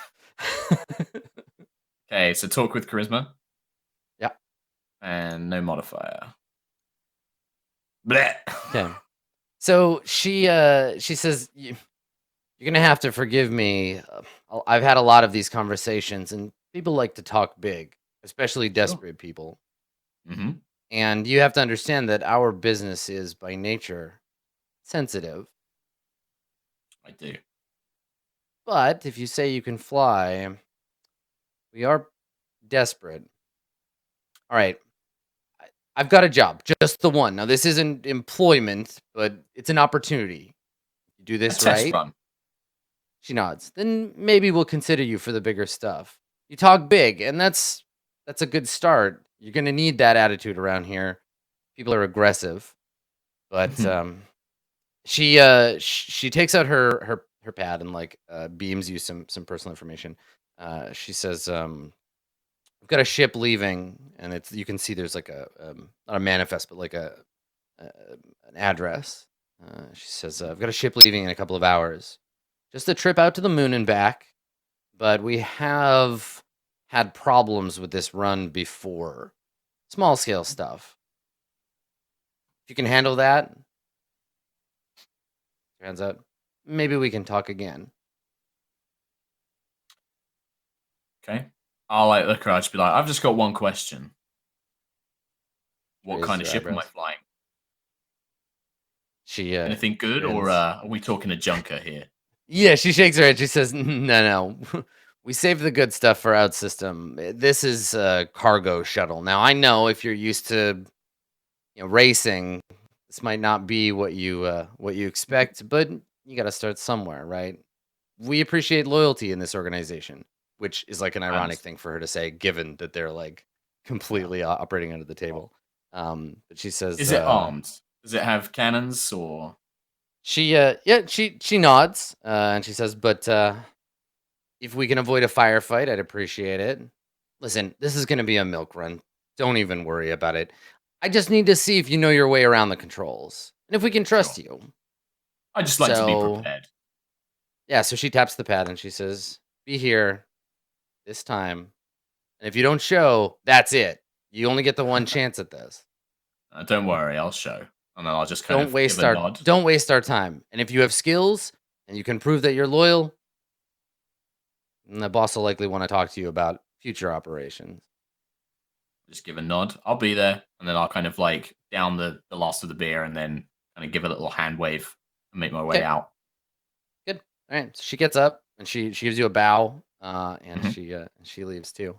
So yeah, you've got a couple of hours if there's anything you want to Okay. do. But it looks Yeah, I like wanna- they've I want to let the team know what's going down. I'd probably contact Booker and give him like a brief of what's going on. Mhm. Okay. So And where do you do that? then- Is this like we cut to the alley and you're like on your phone? Is this like a payphone that you go to? Yeah, Like, I guess how do so. you- And I guess he'd kind of keep language kind of fairly coded. He'd be like, he'd probably say like, yeah, Book, it's me. Sounds like I've got a job, but it's a test run. They want to see how well I can handle it. Might be gone for a few hours, just to the moon and back. Probably going to be more difficult than they say, but I think I can handle it.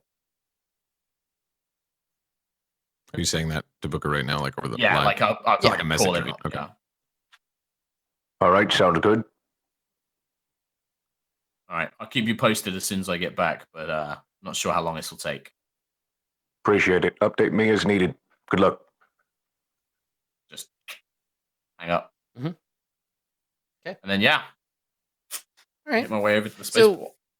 Yeah, so you're gonna head over to the spaceport. Nomi, what are you up to while Operation Jason is going on? I don't know. I guess can I do like go to like my room and see if I can dig up what might have happened to Barnes or like where they might have taken him? Is that possible? Yeah, I mean, do you like you can just go through the usual like essentially just do Google searches, right? Like planetary network searches. That's a thing you could do. You don't have the opportunity to necessarily like hack into databases or anything. You could try, but it's not really your forte. You don't have the equipment for it. Okay. But I think with a casual search, it's been a day. So yeah, local big sarcastic quotation mark news. The local propaganda channels are announcing that another traitor to Honglu has been captured, and there's like footage of Barnes being caught. It's very cleverly edited to make the loyalty brigades look like good. They blame the blimp explosion on Barnes, right? That he like tried to fight back. They captured this dangerous imperialist, and that he has been brought into custody for reprogramming, essentially for like cultural retraining. And the idea is that they want to reform him. That's the myth that's being broadcast on the usual channels. Yeah. Okay, so I'm not trying to like I'm not trying to like hack into anything. I just want to gather as much information as I can about Barnes and like put it together in kind of like a dossier, like with like his information, like what he looks like and that kind of thing. And I'm just putting it together because I'm gonna take it to someone. Someone. Okay. Yeah. So that's fine. So you find out like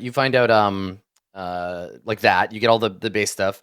I think Prism has like a general report about like, and this isn't a Honglu local. This is just a feed where like, cause you can set up your, it's essentially like following a hashtag on Twitter, right? Like you can set it up to pull like anything that mentions these things. So his name and that stuff. So Prism's feeds basically let you know that on the higher level, there's like an Imperial travel advisory. Don't go to Honglu.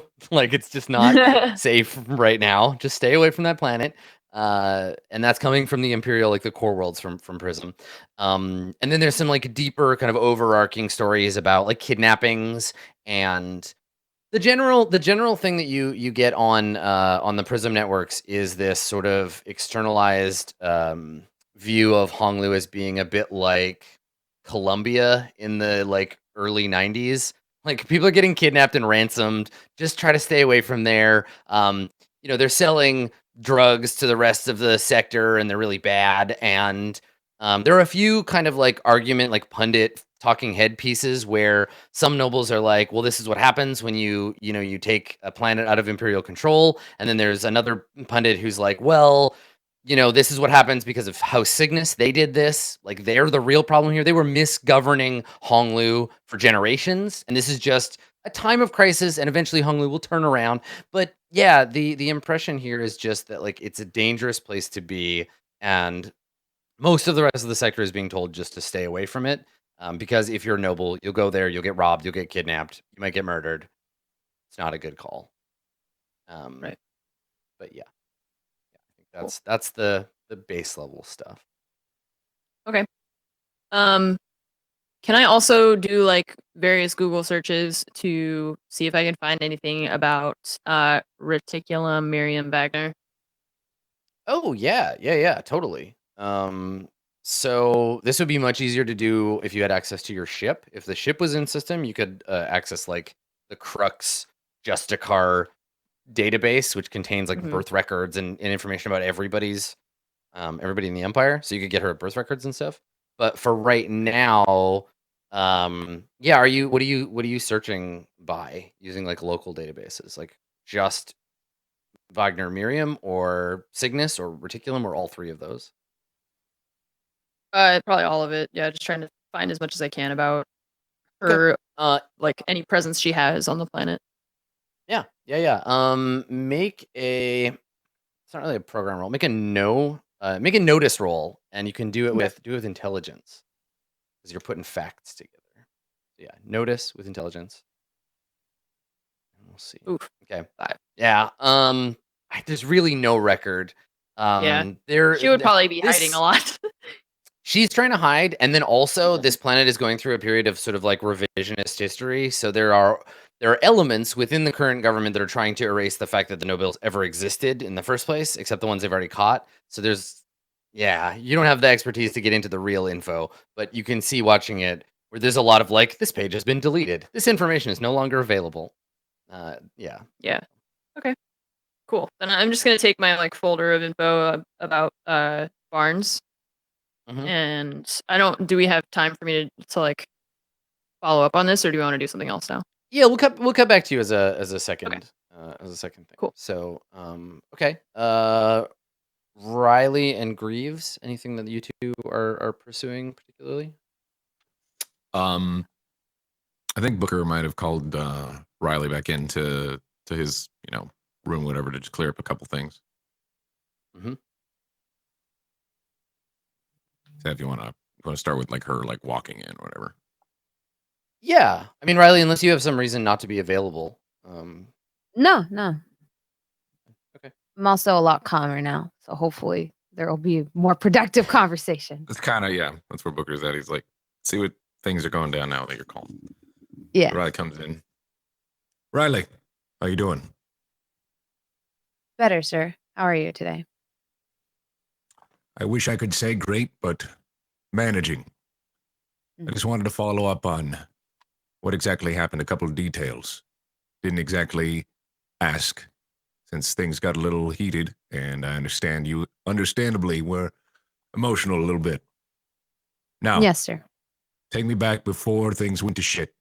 How exactly did the meeting go with Barnes? I want details and exactly what happened, play by play. Right.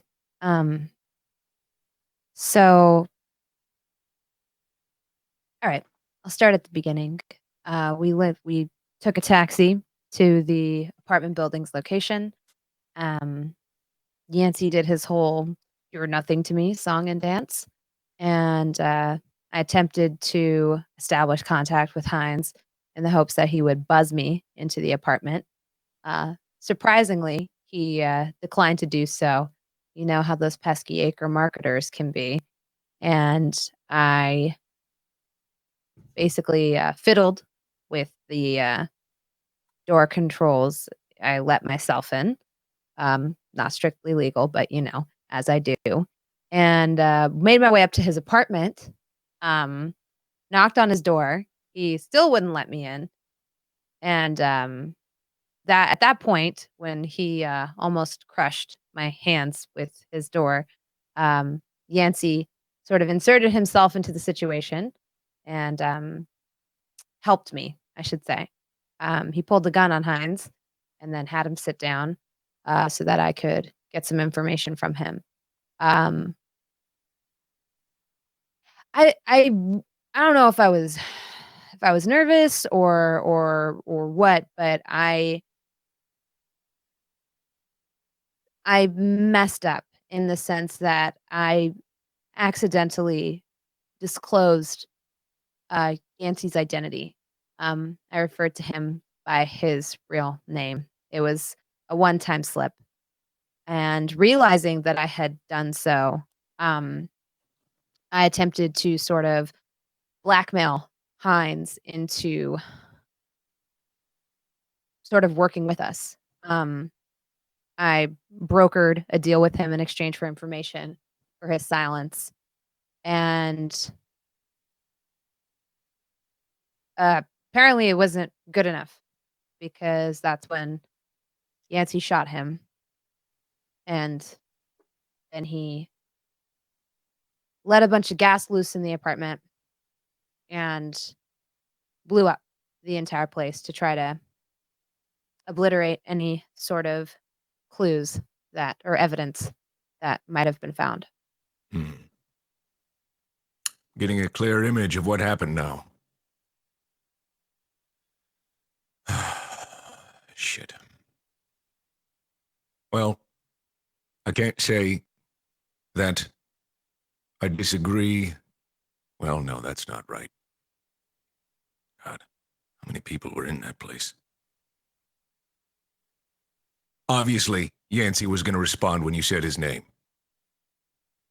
I agree, That's sir. a fuck up, but I don't know how many of these kind of runs you've been on. Not Probably a lot, somewhat new sir. scenario to you. Try to keep it in mind and learn from it. But killing a man cold blood like that, and then blowing up innocents in the area, that's what I take issue with. All right. If it makes any difference, sir, I don't think that the guy had the spine to talk.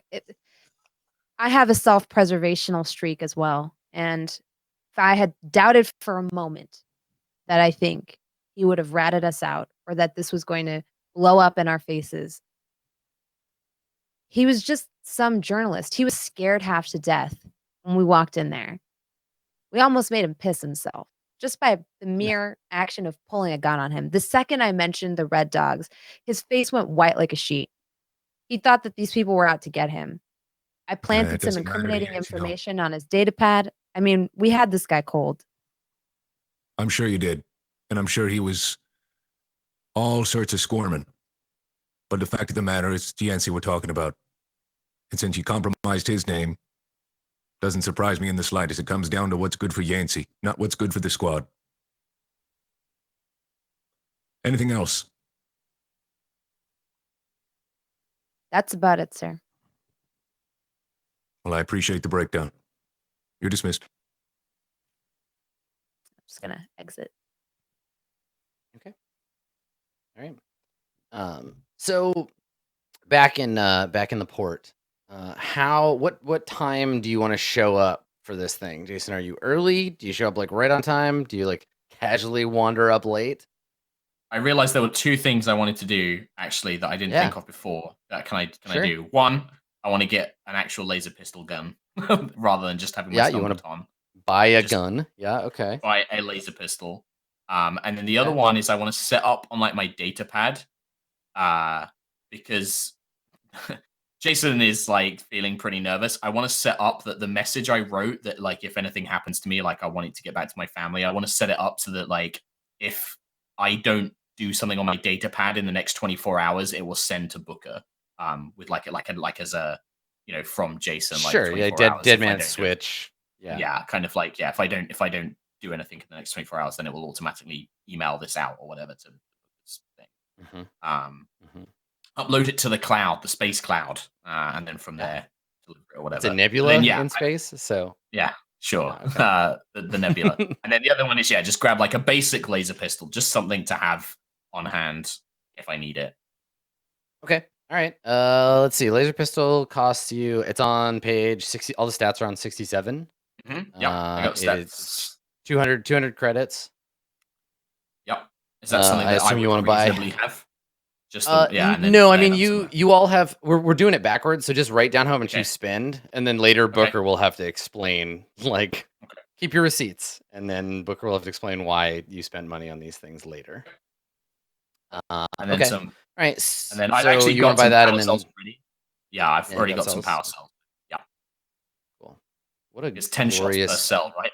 What a glorious future Kevin Crawford imagines for Stars Without Number, where everything runs off exactly the same power supplies. Can you fucking imagine all of your devices just interconnectable? Man, I like to imagine that Acre products have their own power connector though, like lightning cable. It's their equivalent. It's just that they're all Acre. Trillion probably has their own because they're made out of gold. But yeah. They're only differentiated by size. Okay. All right. So you can do that. Like there's arms dealers. There are people like trying to offload stuff. It's no problem. You buy a gun, no problem. Figured it'd be easy to buy in Honolulu. And then in terms of getting to the thing, I'd probably get there just like maybe like enough time because I would know this being a pilot. Like, I want to get there so that like to do like pre-flight checks and like make sure everything's all good, and then still have that amount of time before they want me to be there, kind of thing.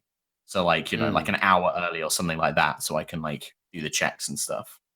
Also, I want to see the piece of shit I'm gonna have to fly. Yes, yeah. So that's what we see. We see you coming to the docking platform, right? There's a specific platform that you were being asked to be in, and you get there, and yeah, it's so these platforms are. It's a bit like a like there's an underground facility, so the ships don't all just like land and sit on the dock, right? They land, they get cooled down, they get cleaned up, so there aren't any like space parasites or whatever on them, and then they get shuttled off to a an underground slot. They're kind of like those parking garages that you pull into, and then they like lift your car up and like put it in a box. So it's like that. So there are platforms moving up and down. There's we see ships kind of like coming in and leaving. The whole area is super smoggy because of all the output from the vehicles. So you have your pressure mask on, and you walk up to the platform that you were assigned, and on top of it, you see the hunk of junk in question. It is it's a cargo ship. It's basically just a big cargo container strapped to an engine with a little cockpit up front. On it currently, painted onto the side, is an image of a like a relatively close approximation. We would recognize it as a cow if we were looking at it, and you would call it a cow, but it's not quite a cow because it's been like genetically modified over 1,000 years. Yeah. So it's a slightly hardier, tougher version of a cow. So he's this cow, this cartoon-looking cow, spray paint on the side, with a bubble helmet, a glass like sphere on its head, and it's standing on like a lunar surface. There's like gray kind of rocks, and we can see Honglu in the background, like painted. And in the back, there are, behind it, with the doors are open, there are a bunch of laborers pulling big containers, big like cylinders off of a truck and putting them into this this vehicle. Yeah, it's probably more like a yak than it is like a cow. And so they're putting these containers up here, but you don't see Priscilla Bukowski around anywhere, and no one seems to notice you. You just look at it like another spacer walking around on the deck. Cool. And this cargo ship, does it like, it's got an engine? Does it have cannons, or is it just like, does it have like one measly little pew pew kind of pea shooter? Yeah, exactly. It probably has like a little turret mounted sort of front arc cannon. Actually, it'd be a back arc cannon, so it'd be like mounted underneath the back part. Why don't you make a notice roll? Make notice with your wisdom, and we'll see. I'll see if there's anything that you. Okay. 8. Okay. All right. So on the side of the vehicle, you see the Chinese character Niu twice. So the ship's name is the Niu, and you also notice, like, you're a Fornax. You've been around people loading vehicles like your entire young life. These guys are emptying. They're putting empty canisters onto the ship. Like they're taking them off and they're putting them on the ship, and there's nothing in them. These are empty containers. The ship itself looks shittier than it actually is. It looks like it's been cosmetically banged up. It's probably faster than it looks. Okay, that's good. But it's meant to look not. It's meant to look not like that. Yeah, the main thing like Jason's looking for is like how well it can turn, maneuver, and twist. Like for him, those are like key factors, like general top speed and its maneuverability. He's trying to weigh it up. Like, okay, if I have to pull this thing into a tight loop, how hard's that going to be, and stuff like that. Yep. Yeah, that's the kind of thing he's trying to pay attention to. Okay. And then, yeah, like he gives it some time. If nobody kind of appears that he recognizes, then he'd probably go and try and, get on it. And and do I have the coordinates of where on the moon I'm taking stuff, or? So you were supposed to meet here and get that information, right? So she was giving you, but you're really early because you wanted to get a chance to like look around. Yeah. Okay. I think you also, when you walk up and you just. So we get the shot of you looking at the moon and like looking around, and you see across the way, they've approached from another direction. You see another like mercenary looking dude. He's got like, we see him in pretty much the same pose where he's just like looking at the ship and like nodding. and like, and he's got a couple of guns like in his holsters. He's wearing like a flight suit, and we see him staring at the vehicle too. Okay. Shit. So I know what this is, and I'm trying to figure out how Jason's gonna try and get this guy away. Like, that he's gonna try and deal with this guy.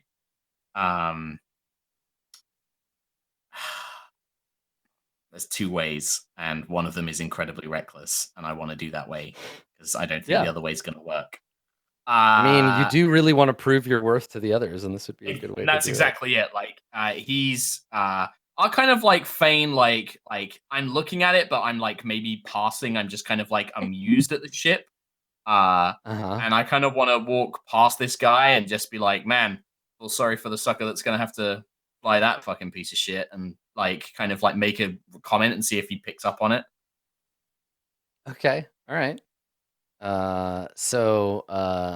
You walk by and you say that, and he looks up, and yeah, this guy's got he's got like a short mohawk, like very tan skin, like like brownish like kind of orange almost skin.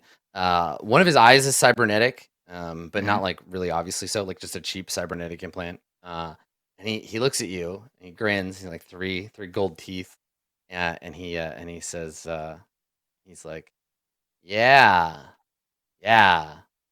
piece of shit. And like he's not really paying attention. He's just like staring at the ship. I'm like, you know what? I've heard some stories around here about people that get in things like these. They're basically just jet engine fuel in a cockpit. Like one wrong move and you go up in smoke. And I'm gonna kind of stand next to him and I want to size him up. Like, does this guy look strong or does he look kind of scrappy and a bit? Like how's he looking? He does not fill out this flight suit very well. The flight suit is 2 sizes bigger than him, and he's wearing like platform boots. Basically, he's a pretty small guy, but he's trying to make himself look big. Okay. I mean, I was gonna say you could take him in a fight, but you're really strong, so that's true of like a lot of people.